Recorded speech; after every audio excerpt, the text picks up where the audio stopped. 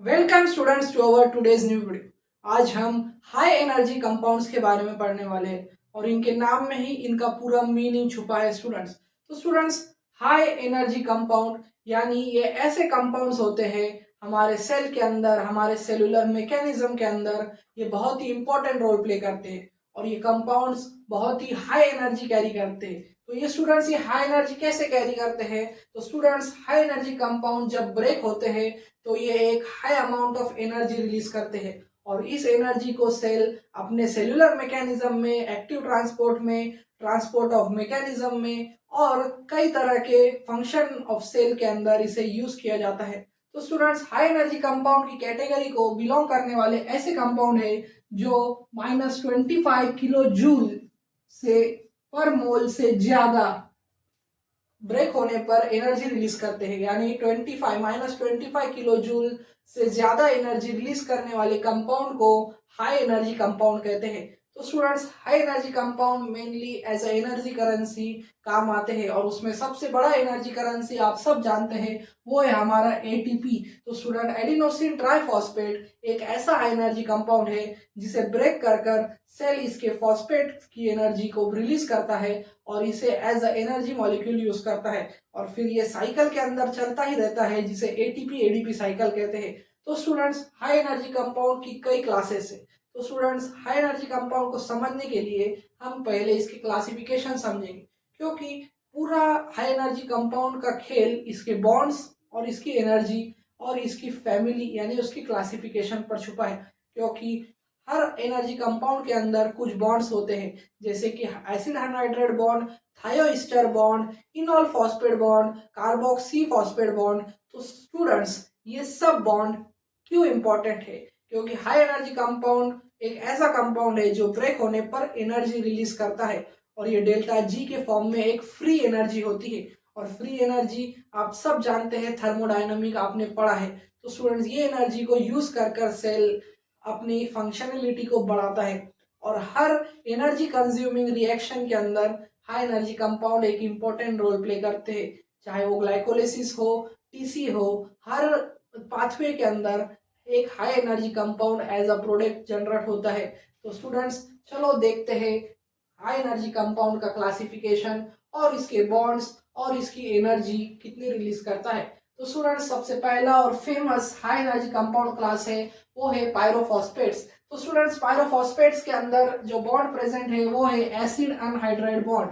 कौन सा बॉन्ड है स्टूडेंट्स? एसिड अनहाइड्राइड और एसिड हाइड्राइड बॉन्ड। तो स्टूडेंट्स, एसिड हाइड्राइड बॉन्ड ऐसे बॉन्ड है जो एटीपी को एक तरह से जोड़े रखते हैं, यानी एटीपी फॉर्मेशन के अंदर एडीपी प्लस आईपी तब जाकर बनता है एटीपी, जो एक पायरोफॉस्फेट का एग्जांपल है। तो स्टूडेंट्स, एसिड हाइड्राइड बॉन्ड और एसिड हाइड्राइड बॉन्ड इस पायरोफॉस्फेट के क्लास को एक हाई एनर्जी कंपाउंड बनाते हैं और एक एग्जांपल से पायरोफॉस्फेट्स। और जब ये पायरोफॉस्फेट्स ब्रेक होते हैं तो ये -30.5 से लेकर -33.5 किलो जूल पर मोल की एनर्जी को रिलीज करते हैं और इसी तरह से ये इन्हें एक इफिशिएंट हाई एनर्जी कंपाउंड बनाता है। तो स्टूडेंट, दूसरी क्लास है असाइल फॉस्फेट्स की। असाइल फॉस्फेट्स के अंदर कार्बोक्सी और फॉस्फेट बॉन्ड होते हैं और इनका फेमस एग्जांपल है 1,3-bis फॉस्फोग्लिसरेट, जो सबस्ट्रेट लेवल फॉस्फोराइलेशन में भी काम आता है। Substrate level phosphorylation.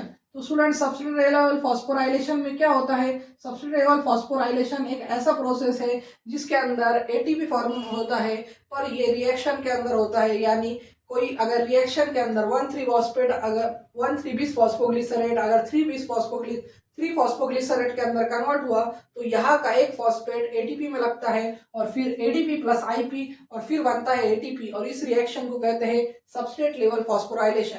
और असाइल फॉस्फेट भी बहुत हाई एनर्जी कंपाउंड में है जो जिनका आउटपुट है 49.3 किलो जूल पर मोल। इसीलिए ये भी एक इफिशिएंट हाई एनर्जी कंपाउंड है जो सबस्ट्रेट लेवल फॉस्फोराइलेशन के अंदर इंपॉर्टेंट रोल प्ले करते हैं। तीसरी क्लास है इनॉल फॉस्फेट्स की। इसके अंदर इनॉल बॉन्ड्स होते हैं, इनॉल फॉस्फेट्स बॉन्ड होते हैं और इनका फेमस एग्जांपल है फॉस्फोइनॉल, पायरुविक एसिड, ग्लाइकोलिसिस के अंदर आता है और लास्ट में पायरुवेट को जनरेट करता है।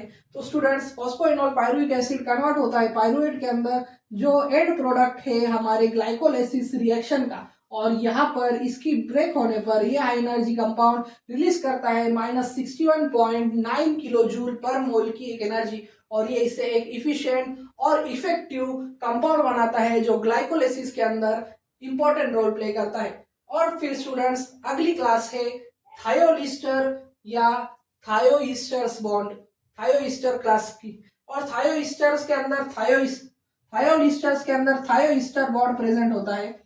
ये बहुत ही स्ट्रॉन्ग बॉन्ड होता है जो मेनली असिटिल कोए इसका एक फेमस एग्जांपल है, या असाइल कोए, और ये आपको टीसीए के अंदर देखने मिलता है स्टूडेंट्स। और एसिटिल कोए बहुत ही इंपॉर्टेंट रोल प्ले करता है टीसीए की फर्स्ट रिएक्शन के अंदर, और इसे ब्रेक करने पर भी -31.4 किलो जूल पर मोल की एनर्जी रिलीज होती है। तो स्टूडेंट्स हम यहाँ पर बॉन्ड्स क्यों मैं डिस्कस कर रहा हूँ आप सोच रहे होंगे, क्योंकि स्टूडेंट एसिड हाइड्राइड बॉन्ड हो गया, थायोईस्टर बॉन्ड हो गया, कार्बोक्सी फॉस्फेट बॉन्ड हुआ, ये सब जब बॉन्ड ब्रेक होते हैं तभी ये एनर्जी रिलीज करते हैं, और इसलिए इन्हें हाई एनर्जी कंपाउंड कहा गया है, क्योंकि ये एनर्जी इनके अंदर स्टोर्ड होती है, इनके बॉन्ड्स के अंदर ये एनर्जी स्टोर्ड होती है, और जब भी ये बॉन्ड्स ब्रेक होते हैं तब एनर्जी रिलीज होती है। और इस high amount of energy release होने की वजह से, क्योंकि इतना जूल ऑफ एनर्जी एक सिंगल बॉन्ड ब्रेक होने की वजह से हो रहा है, क्योंकि एटीपी जब एटीपी के अंदर कन्वर्ट होता है तब ये -30.5 किलो जूल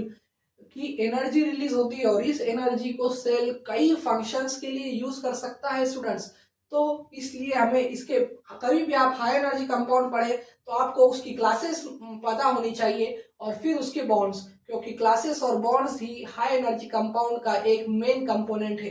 तो स्टूडेंट्स चलो लास्ट कंपोनेंट देखते हैं, वो है हमारा ग्वानिडोफॉस्फेट्स, जिसके अंदर ग्वानिडोफॉस्फेट्स बॉन्ड होते हैं, और इसका फेमस एग्जांपल है फॉस्फोक्रिएटिन और फॉस्फोअर्जिनाइन। और ये जो बहुत ही रेयरली यूज किए जाने वाले हाई एनर्जी कंपाउंड है स्टूडेंट्स, ये फ्रीक्वेंटली यूज नहीं होते, पर जब भी यूज होते हैं तो ये हमें -43.1 किलो जूल पर मोल की एनर्जी रिलीज करते हैं स्टूडेंट्स।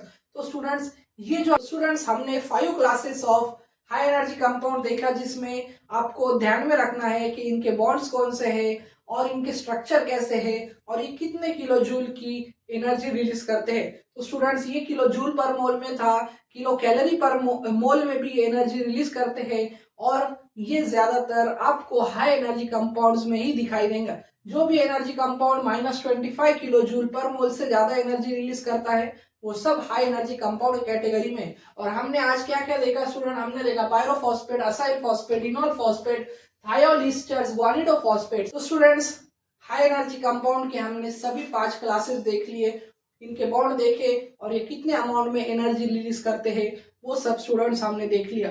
मुझे उम्मीद है कि आज हाई एनर्जी कंपाउंड के बारे में क्लियर हो चुका होगा, और ऐसी वीडियोस के लिए मेरे चैनल को लाइक करें, शेयर करें और सब्सक्राइब करना ना भूलें। Thank you for watching.